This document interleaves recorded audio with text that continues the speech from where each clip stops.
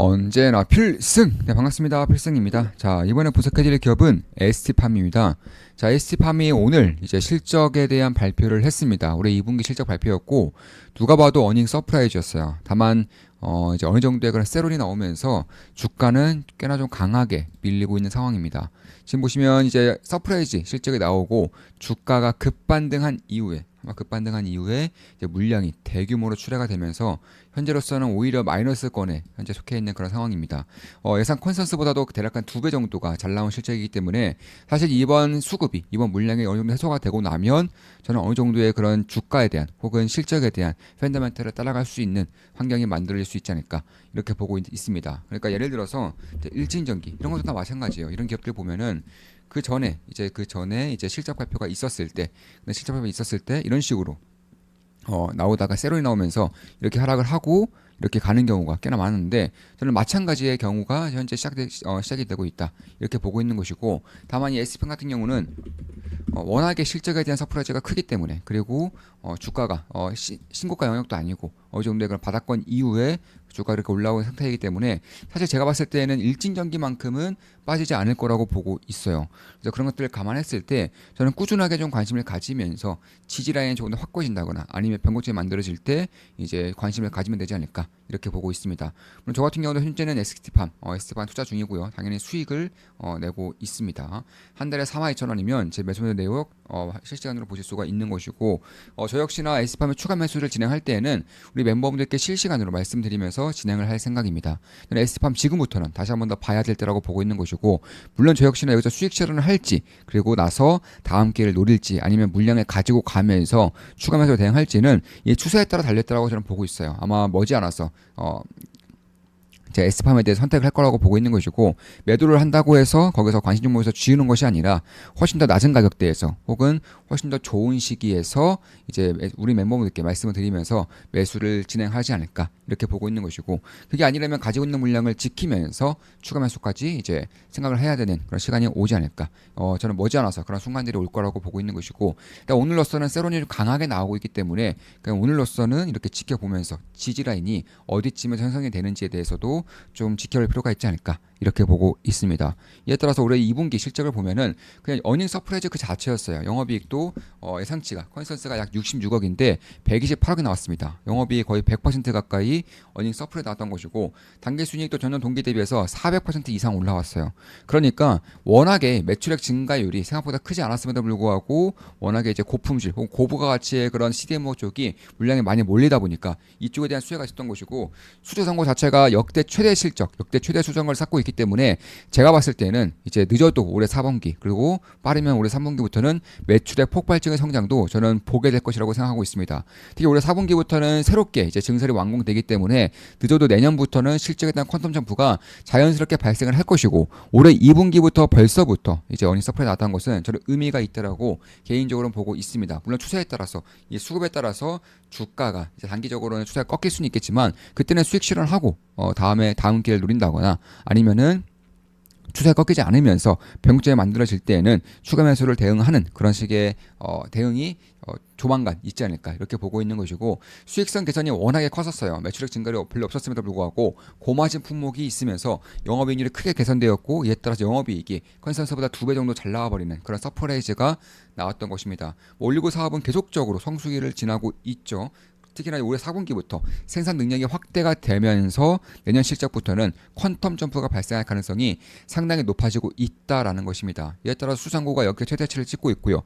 실적 같은 경우도 역대 두 번째 실적을 냈고요. 수주상고는 역대 최대 실적을 낸 것이고, 참고로 S팜은 하반기, 보통 3분기, 4분기 실적이 훨씬 더 잘 나옵니다. 어느 정도의 계절적인 영향이 있어요. 그래서 그런 것들을 감안했을 때 빅파마들이 S팜을 선택하고 있고, S팜이 올리고 쪽에서 3세대 이제 유전자 치료제 쪽에서는 이제 세계 1등의 그런 생산 능력을 가지고 있기 때문에 그런 것들을 감안했을 때 지금까지는 세계 3위죠. 그런데 올해 연말쯤에 이제 생산 증설이 완공될 될 경우에는 이게 세계 1등으로 바뀌게 됩니다. 이에 따라서 결국에는 중국 CDMO 기업들이 미국 시장에서 퇴출이 되고 있고요. 특히 이제 제3세대 유전자 치료제 쪽, 뭐 RNA 치료제, DNA 치료제 혹은 mRNA 이런 쪽들에 대한 그런 수요가 꾸준하게 올라가고 있는 상태이기 때문에 여기서의 1등을 차지하고 있는 기업들, 특히나 여타 CDMO 기업들이 PR이 최소 30에서 50 이상, 50에서 7 정도가 보통이라고 한다면은 ST팜은 30 이하로 받고 있기 때문에 그런 것들을 감안했을 때 성장성이 가장 큼에도 불구하고 밸류에이션이 가장 낮은 세계 1등의 CDMO 기업이 ST팜이다. 좀 이렇게 좀 볼 수가 있겠습니다. 따라서 결국에는 지금까지는 세계 3위에 랭크에 되어 있지만 4위가 뭐 우시 쪽입니다. 우시 바이오로직스 이게 4위인데 결국 니코덴코, 에질런트, ST팜 그리고 우시 바이오로직스 이렇게 1, 2, 3, 4등이 전 세계 시장에 거의 독과점하고 있는 상태이고 ST팜이 이번에 완공이 된다면 이제 세계 1등에 올라오게 될 것이고 우시 쪽이 우시 바이오로직스, 우시 그룹 쪽이 이제 북미 쪽에서 최초에 될 경우에는 자연스럽게 이쪽에서 생산 능력이 가장 뛰어난 ST팜이 가장 큰 수혜를 볼 가능성이 상당히 높다라고 생각을 하고 있습니다.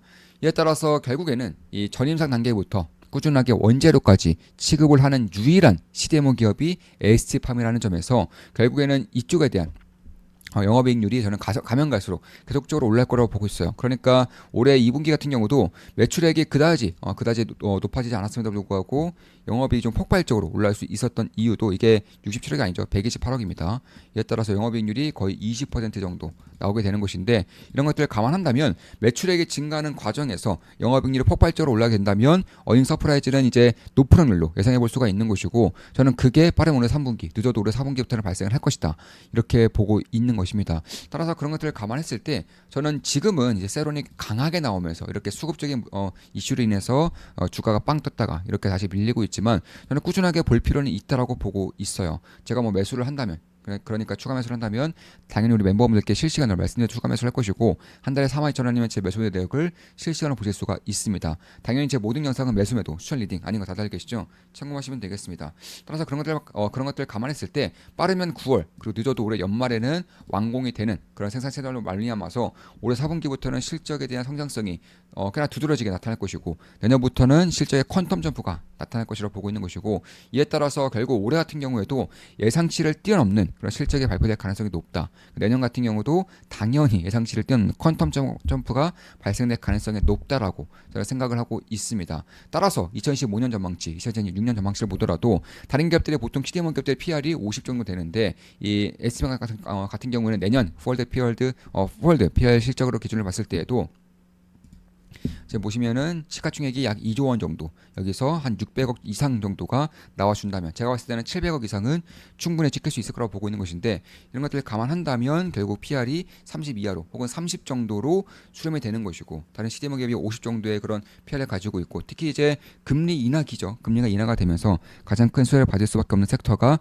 바이오 제약 섹터라는 점에서 그런 것들을 감안했을 때 특히 이제 중국 바이오 제약이 미국의 규제에 빠져들고 있죠. 북미 시장에서 특히 CDMO 쪽에서 강한 규제가 예상되어 있는 것이고 생명보험법으로 인해서 우시 바이오로직스가 미국 시장에서 퇴출될 경우에는 이 시장을 4위, 5위 기업들이 퇴출되는 것이기 때문에 세계 1등의 기업 그리고 생산 능력을 이제 막 완공한 기업, 증설한 기업이 가장 큰 수혜를 볼 수밖에 없다는 점에서 아직 이런 것들은 컨센서스에 전혀 반영이 되고 있지 않죠. 워낙 불확실의 영역이고 아직까지는 현실화되지 않았기 때문에 컨센서스에 전혀 반영되고 있지 않습니다. 근데 이런 것들이 현실화될 경우에는 현재로서는 제가 예상하고 있는 그 600억 이상 영업이익보다 훨씬 더 큰 영업이익이 나올 수 있다라는 것도 주목해 볼 필요가 있지 않을까 이렇게 보고 있는 것이고 뭐 워낙에 글로벌 기업, 글로벌 1등으로서 이제 나가고 있는 기업인 만큼 수출 비중은 전체 매출 비중의 거의 85% 이상이 수출 비중이고 글로벌 빅파마들이 이제 특히 제3세대 유전자 치료제와 관련된 빅파마들이 이제 ST팜으로 몰려들고 있다는 것만 보더라도 이 기업이 가지고 있는 기술적인 혁신적인 부분을 알 수가 있는 것이고 특히 신약도 현재 개발을 진행하고 있죠. 신약 개발도 하면서 결국 이 신약 기업들의 이제 밸류에이션이 CDMO보다도 더 높다는 것을 감안했을 때 결국 최소 CDMO 기업 정도의 밸류를 받을 필요가 있지 않을까. 그러니까 CDMO 기업들의 밸류가 낮아지거나 ST팜의 밸류가 높아져야 되는데 이 성장성을 감안한다면 ST팜의 그런 성장성이 가장 뛰어나다는 점에서 저는 밸류에이션이 추후적으로 조금씩이나마 높아질 가능성이 꽤나 있지 않을까 이렇게 보고 있는 것입니다. 따라서 글로벌 1위 기업으로서의 도약을 현재 진행하고 있는 것이고 이미 뭐 정부에 대한 인증이라던가 아니면 신약 개발까지 이제 하고 있는 것이고 신약이 개발되면 성공을 하게 될 경우에는 당연히 자체 공장이 이미 세워져 있는 것과 다름이 없기 때문에 시너지 효과가 굉장히 강하게 날 수 있다는 점도 염두에 둘 필요가 있지 않을까 이렇게 보고 있습니다. 자, 이것으로 방송 마치겠습니다. 지금까지 ST팜의 분석이었고 저 역시나 ST팜 투자하고 있고요. 수익을 내고 있습니다. 조만간 제가 이제 매도를 한다거나 아니면은 추가 매수를 해야 되는 그런 시기가 올 거라고 보고 있는데 실시간으로 우리 말씀드리면서 42,000원이면 제 매수 내역을 실시간으로 보실 수가 있습니다. 패싱이었습니다. S팜에 대한 분석이었고 CDMO 시장에 대한 분석을 해드렸습니다. 앞으로도 좋은 분석, 좋은 기본석으로 찾아뵙겠습니다. 필성 구독, 알림 설정, 좋아요는 여러분들께 돈이 됩니다. 필승!